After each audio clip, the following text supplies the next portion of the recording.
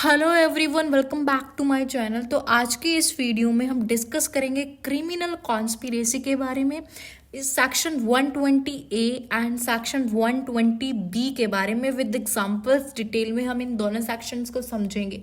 तो देखिए, criminal conspiracy का हिंदी में मतलब होता है साजिश। ठीक है, तो चलिए सबसे पहले हम सेक्शन 120A ऑफ आईपीसी को डिस्कस करेंगे कि ये सेक्शन क्या कहता है। देखिए, when two or more person agree to do or cause to be done an illegal act।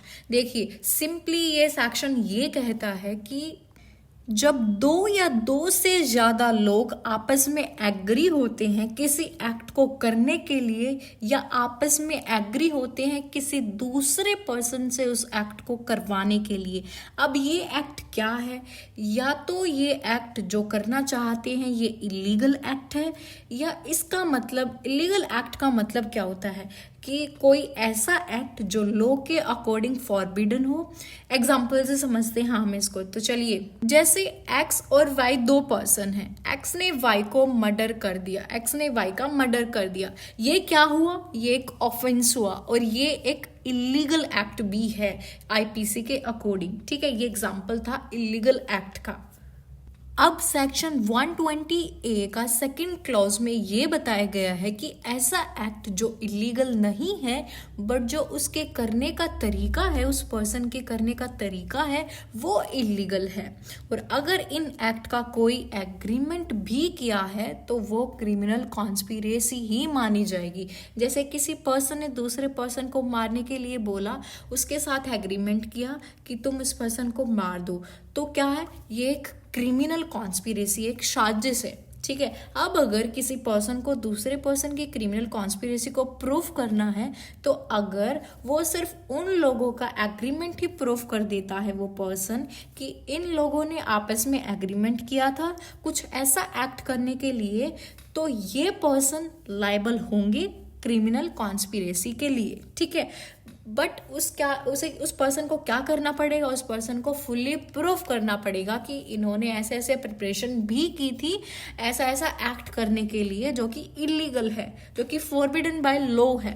तो वो पर्सन लायबल होंगे क्रिमिनल कॉन्स्पिरेसी के लिए। ठीक है, और ये बात आपको ध्यान रखनी होगी कि एग्रीमेंट के साथ उस पार्टी को कुछ एक्ट भी प्रूफ करना होगा। ठीक है, क्या करना होगा? एग्रीमेंट के साथ साथ उस पार्टी को कुछ एक्ट को प्रूफ भी करना होगा। एग्जाम्पल से समझते हैं हम इसे। मान लीजिए ए और बी ने आपस में कोई एग्रीमेंट किया कि वो जेड पर्सन का मर्डर करेंगे, और जेड को पता चल गया कि वो पर्सन जो है मेरा मर्डर करने वाले हैं, और उन्होंने एग्रीमेंट किया। तो जेड ने क्या किया? ए और बी के खिलाफ FIR फाइल कर दी। ठीक है, क्रिमिनल कॉन्स्पिरेसी की उन्होंने FIR फाइल कर दी उस पर्सन ने उन ए और बी के खिलाफ। ठीक है, तो अब जो ये FIR फाइल करवाई, इसका जो मेन बेस क्या है कि ये पर्सन क्रिमिनल कॉन्स्पिरेसी को प्रूव कराना चाहता है कि ए एंड बी पर्सन की ये इच्छा थी कि वो मुझे मारना चाहते हैं, उसको उनकी जो इच्छा थी वो मारने की थी। ठीक है, वो क्रिमिनल कॉन्स्पिरेसी में आ जाता है हमारा। तो वो पर्सन क्रिमिनल कॉन्स्पिरेसी को प्रूव कराने के लिए उन्होंने FIR दर्ज करवाई थी कि मुझे डर है कि वो पर्सन मुझे मार सकते हैं।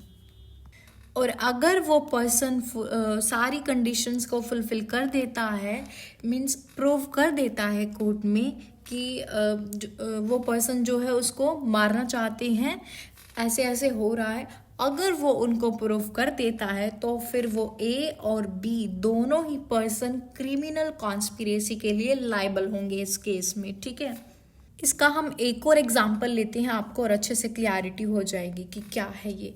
तो सपोज कीजिए मान लीजिए ए और बी ने एग्रीमेंट किया आपस में कि हम जेड पर्सन को लाउड गाने बजाकर क्या है न्यूसेंस करेंगे, परेशान करेंगे। तो जेड को पता लग गया कि ये जो है ऐसा ऐसा करने वाले हैं, और ए और बी जो पर्सन थे वो मार्केट जाकर स्पीकर भी ले आए। तो अब जेड पर्सन क्या करते हैं? सूट फाइल कर देते हैं और उसे क्या होता है, प्रूफ करना होगा जज पर्सन को कि इन्होंने प्रिपरेशन भी करी, वो मार्केट से जाकर स्पीकर भी लेके आए, मीन्स ये न्यूसेंस क्रिएट करना चाहते थे और इनका ये इंटेंशन था कि हम इस पर्सन को परेशान करें, ऐसे ऐसे इनकी इंटेंशन थी। तो वो पर्सन क्या है, उसके सारे जितने भी उनकी प्लानिंग थी सब कुछ, मतलब क्या है, उस एक्ट को प्रूव करना होगा उस पर्सन को, ठीक है। जब भी वो पर्सन जो है क्रिमिनल कॉन्स्पिरेसी के लिए लायबल होगा, उसे ये बताना होगा कि वो मार्केट जाकर ऐसे ऐसे उन्होंने किया, वो ये लेकर आए, वो न्यूसेंस क्रिएट करना चाहते थे। तो ये सब उसे कोर्ट में प्रूव करना होगा, जब भी वो दोनों पर्सन क्या है क्रिमिनल कॉन्स्पिरेसी के लिए लायबल होंगे। तो ये था हमारा सेक्शन 120 ए कि क्रिमिनल कॉन्स्पिरेसी क्या होता है। क्या होता है क्रिमिनल कॉन्स्पिरेसी?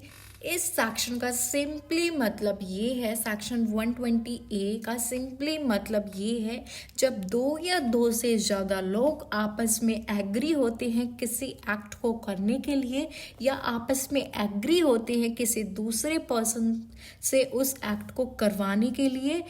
अब ये एक्ट क्या है? ये एक्ट जो है वो इलीगल एक्ट है, ठीक है।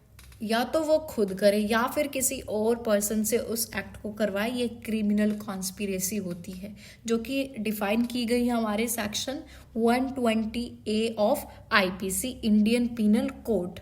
तो चलिए, अब ये था हमारा सेक्शन 120 ए। अब हम बात करेंगे सेक्शन 120 बी ऑफ आईपीसी, जिसमें पनिशमेंट बताई गई है क्रिमिनल कॉन्स्पिरेसी की।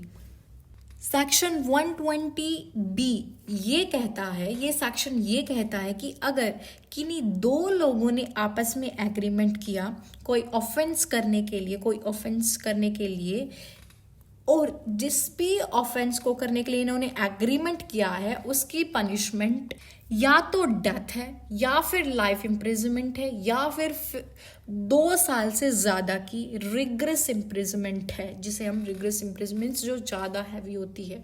और सीआरपीसी में कहीं भी इनकी पनिशमेंट का कोई प्रोविज़न नहीं है। तो ये पर्सन इस तरह से लायबल होंगे जैसे कि एक अबैटर लायबल होता है जब उसने कोई ऑफेंस अबैट किया होता है, इसी तरीके से ये पर्सन लायबल होंगे। अगर इनका प्रोविज़न सीआरपीसी में मेंशन नहीं है तो ये उसी तरीके से लायबल होंगे जैसे एक अबैटर लायबल होता है, जैसे कि उसने कोई ऑफेंस अबैट किया होता है, उस तरीके से ये पर्सन लायबल होंगे। अब इसके बाद अगर किसी पर्सन ने दूसरे पर्सन के साथ एग्रीमेंट किया कैसे किसी ऐसे ऑफेंस को करने के लिए जिसकी पनिशमेंट 2 साल से कम या फिर सिंपल इम्प्रिजमेंट है, उसकी पनिशमेंट प्रोवाइड है, या फिर उसकी पनिशमेंट प्रोवाइडेड है, या फिर प्रोहिबिटेड बाय लॉ है, या फिर ग्राउंड फॉर सिविल एक्शन देता है, तो फिर ये क्रिमिनल कॉन्स्पिरेसी करी है। वो पर्सन लायबल होगा 6 मंथ तक की इम्प्रिजमेंट के लिए। देखिए, section 120 B of IPC simply ये कहता है कि अगर किन्हीं दो लोगों ने आपस में एग्रीमेंट किया कोई ऑफेंस करने का, और जिस ऑफेंस का इन्होंने एग्रीमेंट किया है उसकी पनिशमेंट या तो डेथ है, या फिर लाइफ इम्प्रिजनमेंट है, या फिर उसकी पनिशमेंट 2 साल से ज़्यादा की रिग्रेस इम्प्रिजनमेंट है, और वो सीआरपीसी में कहीं पर भी मेंशन नहीं है, कहीं पर भी उसकी पनिशमेंट का कोई प्रोविज़न नहीं है, तो ये पर्सन इस तरह से लायबल होंगे जैसे कि एक अबैटर लायबल होता है जब उसने कोई ऑफेंस अबैट किया होता है। अब उसके बाद किसी पर्सन ने दूसरे पर्सन के साथ एग्रीमेंट किया किसी ऐसे ऑफेंस को करने के लिए जिसकी पनिशमेंट 2 साल से कम या फिर सिंपल इम्प्रिजमेंट है, तो या तो वो प्रोहिबिटेड बाय लॉ है या फिर ग्राउंड फॉर सिविल एक्शन देता है। तो फिर इस केस में ये पर्सन जिसने क्रिमिनल कॉन्स्पिरेसी की है वो पर्सन लायबल होगा 6 मंथ तक की इम्प्रिजमेंट के लिए। ये बात आपको ध्यान रखनी है, ठीक है। तो गाइस, होप सो आपको वीडियो हेल्पफुल लगी होगी, आपको अच्छे से समझ आया होगा। ये थे हमारे आज के कुछ sections 120 A and 120 B criminal conspiracy के बारे में। होप सो आपको ये टॉपिक अच्छे से समझ आ गया होगा। अगर आपको वीडियो हेल्पफुल लगी then do like, share and subscribe the channel for more law videos. Thank you for watching this video.